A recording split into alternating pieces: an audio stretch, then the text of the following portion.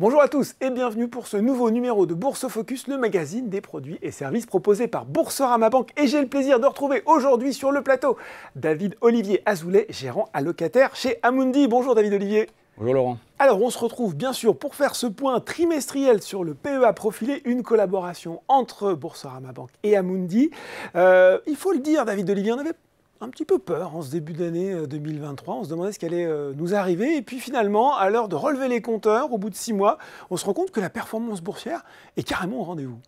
Oui, je pense Laurent qu'on peut même dire qu'on a un très bon cru pour ce premier semestre 2023, des performances significatives, des performances à 2 chiffres. C'est appréciable. Oui. À titre d'exemple, le CAC 40, dividende réinvesti, nous avons une performance depuis le début de l'année de 16,65%. Belle performance. Oui. L'Eurostoxx 50, un indice peut-être un peu moins connu de nos clients, mais qui regroupe les 50 entreprises les plus grosses capitalisations européennes. Voilà, de la zone euro, une performance à 18,39%. Ouais, donc voilà, encore une fois, belle performance. Clairement, ce n'était pas notre cas d'investissement pour 2023. Nous avions déjà eu l'occasion d'échanger à ce sujet ici sur ce plateau. C'est vrai que le premier semestre a été jalonné d'un certain nombre de surprises. Alors, première surprise, évidemment, c'est finalement la crise énergétique en zone euro qui n'a pas eu lieu et qui a permis finalement à la zone euro d'éviter cette récession qui aurait pu être attendue au premier trimestre. La deuxième surprise, c'est finalement la réouverture de la Chine, on l'a encore évoqué. Alors, à tempérer, parce que c'est vrai qu'effectivement, le marché chinois n'a pas particulièrement performé sur ce premier semestre, au contraire même. Mais ça a eu un effet positif sur un certain nombre de marchés des pays développés, notamment la France. Oui. Ça a eu un impact positif également en Allemagne. C'est un tissu industriel qui est tourné vers la Chine. Et pour nos entreprises du luxe, nos fleurons de l'industrie française, effectivement, elles ont quand même bénéficié de cette réouverture. Le dernier point, la troisième surprise, c'est finalement la résilience du consommateur américain qui a finalement absorbé cette inflation et surtout la hausse des taux américains de plus de 500 points de base. On parle de 5% de hausse de taux. Hausse vertigineuse, on peut le dire. C'est important. C'est ça un petit peu qui explique cette bonne surprise, vous l'avez dit, cette résilience du consommateur américain et avec lui finalement de l'économie américaine qui est sur ce trajet que Jérôme Powell recherche, celui d'un atterrissage en douceur. Exactement. Et ce qui a permis finalement cette résilience du marché américain, il y a plusieurs facteurs évidemment, mais l'un des premiers facteurs c'est l'épargne. L'épargne des Américains à la sortie du Covid, elle est colossale. Il y a eu énormément d'aides, des aides d'État, et notamment le fameux chèque qui est envoyé, signé de la main d'un certain Donald Trump, on s'en rappelle. Et cette épargne, alors elle a commencé à se réduire, elle a un peu fondu, mais elle représente encore aujourd'hui à peu près 500-550 milliards d'euros.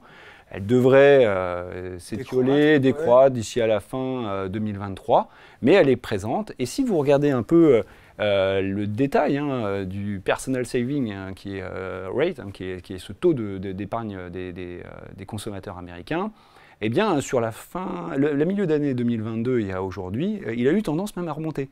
Et c'est assez mécanique, puisque vous le savez, l'épargne des Américains est investie en bourse. Et les performances boursières aux États-Unis, elles sont porteuses.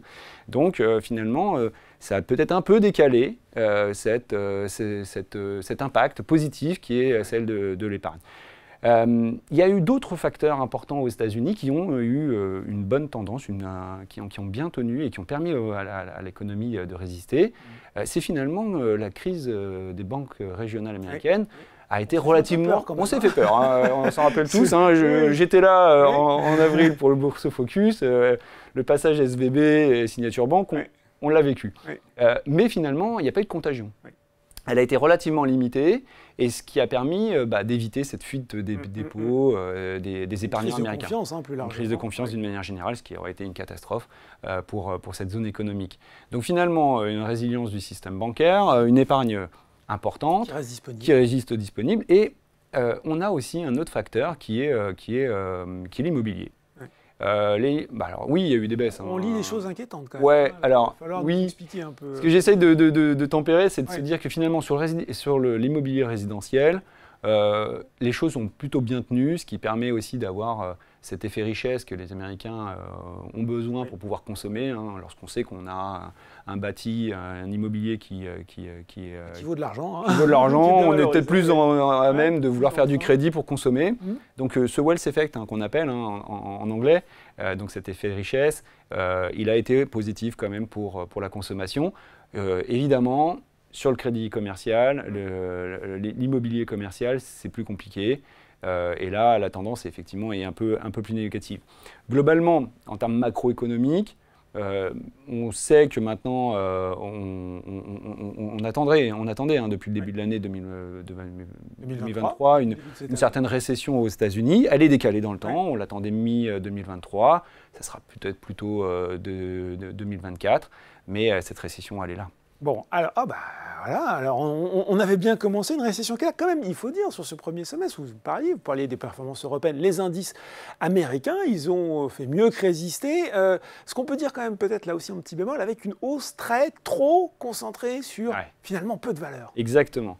Et ça, c'est un point qu'on doit mettre en avant. L'indice phare américain, le S&P 500, c'est 16,60% depuis le début de l'année en dollars. C'est une très belle performance également. Mais si vous regardez l'indice des valeurs technologiques, le fameux Nasdaq, là, la performance, elle est stratosphérique. On est à plus de 35% depuis le début de l'année, encore une fois en dollars. Mais elle est, comme vous l'avez précisé justement, elle est très concentrée. On parle maintenant des fameuses Big Tech 7, donc les fameuses 7 entreprises liées à la technologie et qui sont tirées aujourd'hui par l'intelligence artificielle. Déboulées dans nos vies en force. En force. Et là, les performances, on n'est plus à 35%. On en a quelques-unes, je ne citerai pas forcément de nom, mais avec des performances à plus de 190%, ou voire même la deuxième, elle est à plus de 120%. Donc voilà, ce marché est très concentré. Il y a eu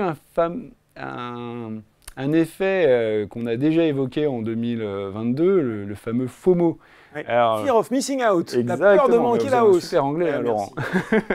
Exactement, et la peur de rater, la peur de manquer le train. Et il y a un certain nombre d'investisseurs qui sont rentrés dans ces marchés et qui ont voulu prendre le train en marche et qui se sont concentrés sur ces valeurs-là, ces 7 valeurs-là, qui globalement font à peu près 90% de la performance de l'indice depuis le début de l'année. Bon. Donc c'est colossal. Maintenant, ça n'enlève pas le fait qu'on pense que le marché est allé un peu trop vite. Un peu trop vite. Quand on vous écoute, c'est ce qu'on ressent. Ouais, parce que l'inflation, on est tous d'accord sur le fait qu'elle est ralentie. Mais on est loin des cibles des banques centrales. 2%, on est encore plus du double. Hein. Voilà, on est à 4% aux US, exactement. Alors, on vient de 9%, les plus hauts. Donc, effectivement, un gros travail a été fait. C'est peut-être le travail le plus facile. C'était surtout sur l'énergie. L'inflation cœur, comme on l'évoque souvent, elle aura peut-être plus de mal à baisser. Et donc, la Fédérale Réserve américaine aura encore une nécessité de faire baisser ses taux. Et si justement... Jérôme Powell, hein, et si on veut faire un petit point sur les banques centrales, ce que l'on remarque, c'est que finalement, la Réserve fédérale a décidé de faire une pause. Au mois de juin, à la fin du trimestre, du deuxième trimestre, elle a décidé de ne pas relever ce taux après 10 hausses consécutives. C'est beaucoup. C'est du jamais vu, hein, quasiment, depuis les années 80. Et là, voilà, la Fed se dit je fais une pause et j'observe. On regarde les données. Voilà. On regarde les données et s'il faut, on donnera deux hausses. Exactement. C'est pas facile d'être banquier central. Ah non, j'imagine. Et effectivement, Jérôme Powell a quand même beaucoup de choses à faire. Il est très attendu. Et donc, cette pause, elle est peut-être louable. Elle aura peut-être du sens, même si on sait maintenant, globalement, qu'on aura vraisemblablement une hausse de 0,25% au mois de juillet, peut-être 0,25% au mois de septembre. Mais les banquiers centraux sont vraiment affairés.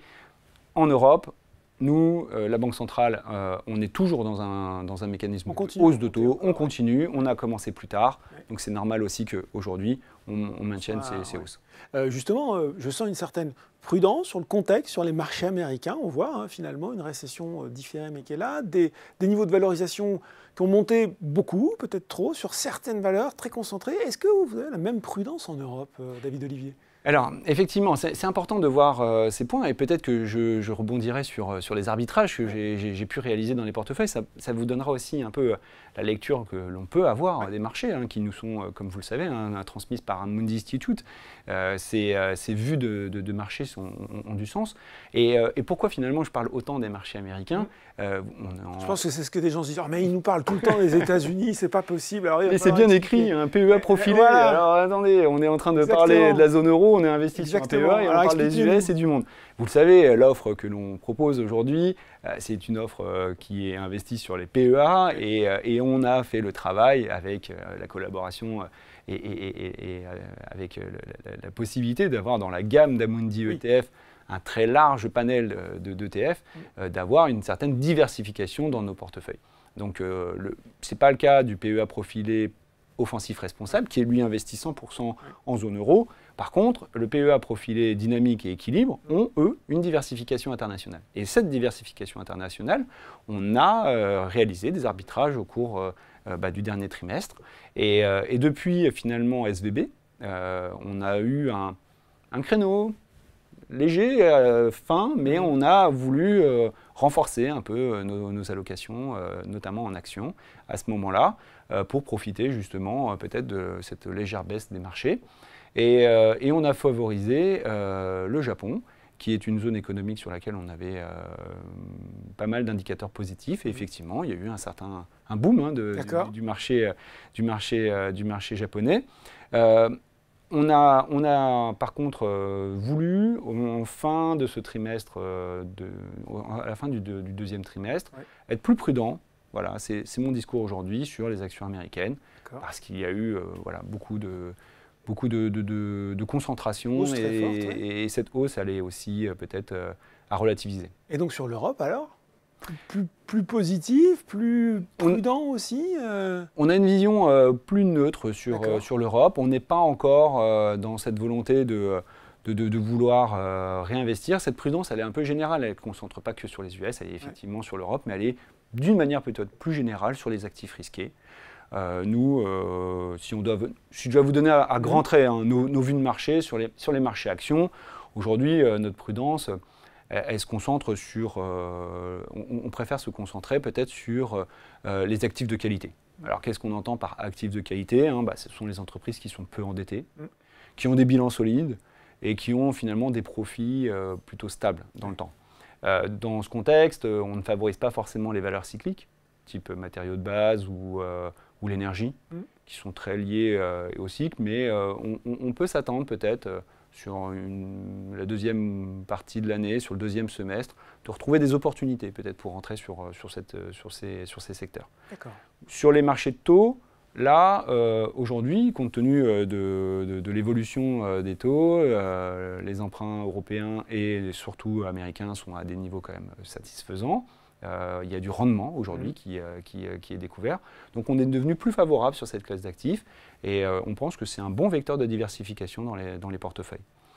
Enfin, sur les pays émergents, là on a eu une certaine déception, moi je voulais partager avec la Chine. Ça reste quand même un secteur sur lequel, enfin une zone géographique sur laquelle on... Une relance qu'on attend. Voilà, exactement. Tomber, pour l'instant, c'est vrai qu'il y a des éléments assez difficiles à prendre en compte. L'immobilier, on a eu sur la fin du deuxième trimestre, on a eu des nouvelles qui n'étaient pas forcément très bonnes, mais effectivement peut-être un plan de relance sur la Chine qui pourrait être cette fois-ci favorable. D'une manière générale sur les émergents, on est aussi favorable à l'Inde et au Brésil, peut-être l'Amérique latine d'une manière générale aussi. Qu'est-ce qu'on se dit, David Olivier, ce sera ma question pour finir, avant de partir en vacances, qu'est-ce qu'on regarde ? On sait que les mois d'été peuvent être parfois compliqués en bourse, on a des publications semestrielles qui arrivent, il y a moins aussi de volume. Voilà. Comment vous abordez cette période ? C'est ça, l'été est souvent chargé. On part avec quelques inquiétudes en vacances. Et puis, comme vous le dites, les volumes sont plus faibles parce que tout simplement, il y a moins d'opérateurs sur les marchés. Certains ont la bonne idée de prendre des vacances et ils ont bien raison. Et donc, dans ces volumes plus faibles, une nouvelle relativement plus inquiétante ou qui aurait un impact sur les marchés va être peut-être sujette à créer plus de volatilité. Aujourd'hui, il y en a peu de volatilité sur les marchés. On est quasiment sur des niveaux de 2019, hein, si on regarde la vol des marchés actions. Il y a beaucoup de similitudes finalement entre 2023 et 2019. Rappelez-vous, en 2019, on avait quand même des velléités géopolitiques compliquées entre Donald Trump et Xi Jinping en Chine. Et puis finalement, les marchés actions ont progressé, mais avec une certaine concentration aussi dans les valeurs qui avaient été sélectionnées. Donc vous voyez, il y a quand même une forte similitude entre 2019 et 2023.